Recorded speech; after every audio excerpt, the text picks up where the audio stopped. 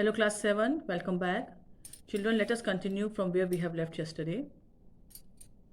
The doctors agree in ordering me complete rest, an absence of mental excitement, and avoidance of anything in the nature of violent physical exercise, announced Frampton, who labored under the tolerably widespread delusion that total strangers and chance acquaintances are hungry for the last detail of one's ailments and infirmities, their cause and cure. On the matter of diet, they are not so much in agreement, he continued. How did Frampton try to change the topic? In order to change the topic, to shift the topic from hunting to something less sad or less unpleasant, what he did was he started talking about his own health problem, and he told Mrs. Sappleton that, I have this issue, I have this anxiety issue, I have visited many doctors, I have consulted many doctors, and most of the doctors have advised me to take complete rest. They have told me that I should not be in a situation which excites me mentally, and they have also told me to avoid any kind of rigorous violent physical exercise because that might increase my nerve issues. And while saying that, he was saying all these things because at the back of his mind he thought that even a stranger will be interested in knowing the weaknesses or the health problems or the ailments of somebody whom they have met for the first time. So he was talking about his health issues with Mrs. Sappleton in order to change the topic from that hunting to a more comfortable one, in order to protect himself from getting into a situation which might increase his anxiety issues. And then he continued talking, and he said, all the doctors agreed about my rest, my moving to a countryside, my avoiding physical exercises, and but none of the doctors were in agreement that what kind of diet I have to follow, what should I eat in my food to improve my health issue. No, said Mrs. Sappleton, in a voice which only replaced a yawn at the last moment. Then she suddenly brightened into alert attention, but not to what Frampton was saying. Here they are at last, she cried, just in time for tea. And don't they look as if they were muddy up to the eyes? As Frampton was talking about his illness, he was telling Mrs. Sappleton what the doctors had advised him and how there was disagreement regarding his diet. Suddenly, Mrs. Sappleton said no. And that no was not for what Frampton was saying, but it was for something else. And when Frampton looked at her, he realized that she was, her face was all lit up, and she was looking at something, and in excitement she said that here they are at last. Actually, she was referring to some people who were approaching her house, and she said that they have arrived, and it is just they have arrived at the right time because it was the time to have tea. And looking at them, it seems as if they are totally covered up in mud. Frampton shivered slightly and turned towards the niece with a look intended to convey sympathetic comprehension. The child was staring out through the open window with a dazed horror in her eyes. In a chill shock of nameless fear, Frampton swung round in his seat and looked in the same direction. When Mrs. Sappleton said that they have arrived, suddenly Frampton felt a sort of fear and he shivered slightly, and he turned his face and he looked at the niece, that is Vera, and without, in a way, to convey without saying that he understands what Vera had just told her few minutes before about her aunt still believing that her dead husband and her brothers are going to come back. But when he turned and looked at Vera, what he noticed was that Vera herself was looking outside the window, and there was a kind of fear in her eyes. So that made him swing immediately, spontaneously. He also turned around and looked in the direction where in which Vera and Mrs. Appleton was looking. In the deepening twilight, three figures were walking across the lawn towards the window. They all carried guns under their arms, and one of them was additionally burdened with a white coat hung over his shoulders. When Frampton turned around and saw, what he saw was that in a distance, because it was almost twilight, it was almost getting dark, the clear faces were not visible, but he could make out that three figures were approaching towards the were approaching the house, and they were walking across the lawn.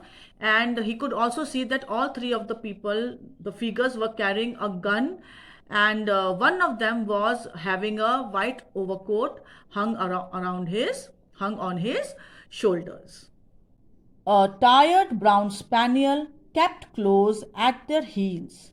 Noiselessly, they neared the house, and then a hoarse young voice chanted out of the dusk, "I said, Bertie, why do you bound?" Frampton also sees that beside the three figures there was a very tired dog, a dog who was working very tiredly. So, and then as the figures came nearer, he heard one of them singing the song which would make Mrs. Appleton, which would irritate Mrs. Appleton, and that was, "I said, Bertie, why do you bound?" So basically what was happening, whatever Vera had told Sappleton about Mr. Sappleton, Mrs. Sappleton's brother teasing her whenever he used to go out for hunting, and Mrs. Sappleton believed that one day they are going to come back from their hunt. So everything was, happening in front of him in reality. And that made him more, terrified. He became more afraid of that thing because, according to Vera, Mr. Sappleton and the two brothers had already died 3 years ago. So when he saw those figures approaching, he became very afraid. Okay, because to him those figures were like a ghost. Frampton grabbed wildly at his stick and hat. The hall door, the gravel drive, and the front gate were dimly noted stages in his headlong retreat. A cyclist coming along the road had to run into the hedge to avoid imminent collision. When he looked at those three figures and the dog approaching the house, walking across the lawn, he got so afraid that in fear he quickly grabbed whatever were his belongings, he quickly grabbed his stick, he quickly picked up his hat, and he ran out of that house. And while he was running, he did not even notice the hall door, he did not even notice, like, everything, the area from where he was passing was all blurred to him. It had become all invisible to him. He did not notice the hall door, he did not notice the gravel drive, the driveway which was covered with gravel. How and when he crossed the front gate, nothing was registered in his mind.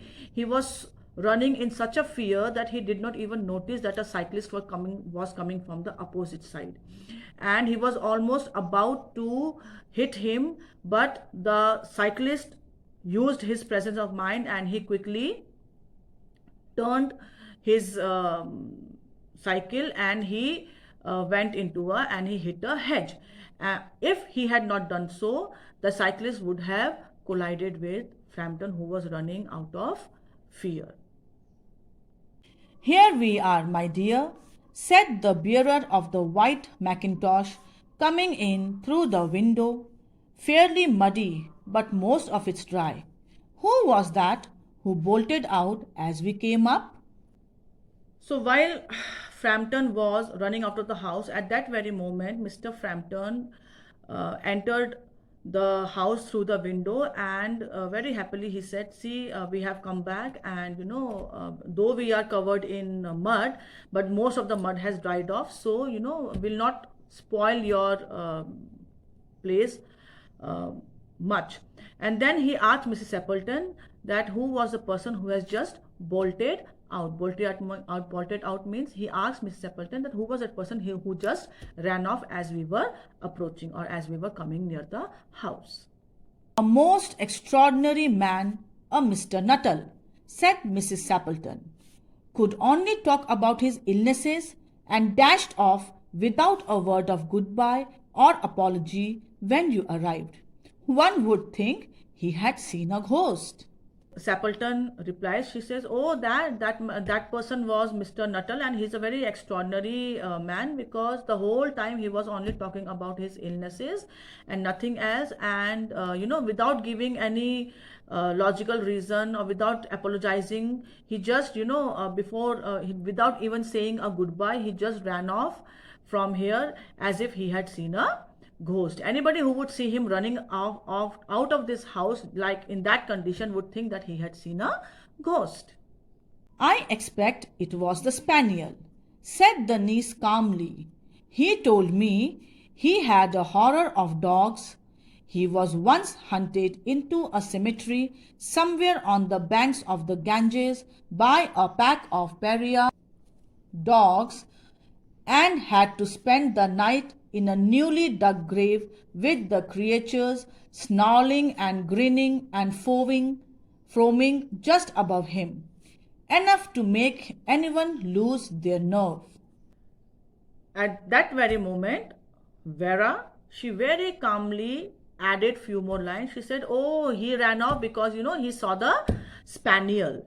And then she creates a story about Mr. Nuttal also, and then she says, Mr. Nuttal is very afraid of dogs. He has got a horror of dogs. He's very scared of dogs, because he had been telling me that one day he was walking around, and then suddenly he was attacked by a pack of wild dogs, a pack of pariah dogs, and in order to protect himself, in order to save himself from those dogs, he had to run to a cemetery, and he jumped into a newly dug grave. Grave is a huge hole which is dug in the ground to bury a dead body. So Vera says that when he was hunted by a group of pariah dogs, in order to save himself, he ran into a cemetery and he jumped into a newly dug grave, and he had to spend his whole night there, because the dogs were circling that grave, and the whole night they were snarling, growling, baring their teeth, showing their teeth to Mr. Frampton, and that experience has stayed with him. So had such a such an influence at him that he is very scared of dogs. And anyone who would have been in his place at that time would surely lose the mind. So it was such a horrific experience for Mr. Nuttal, and that is why he ran off the moment he saw the dog. Romance at short notice was her speciality. This last line, romance at short notice was her specialty, is how the author Saki is, describing Vera's, you can say, intellectual aspect or creativity. Romance at short notice was a specialty. Through this sentence, the author is trying to say that Vera had a very imaginative, had a very creative mind. She was somebody who could, lie at the very moment and with full confidence, and she knew how to, cover up her lie. She could create story so that the person might believe in what she is saying.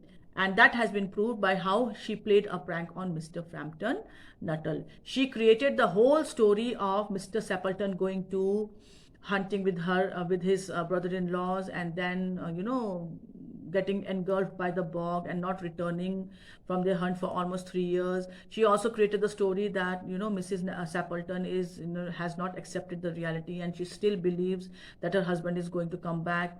So slowly, she added, realistic information or realistic, things into her story, and she conveyed that story, she narrated that story with such confidence that the person who was listening to her truly believed in it.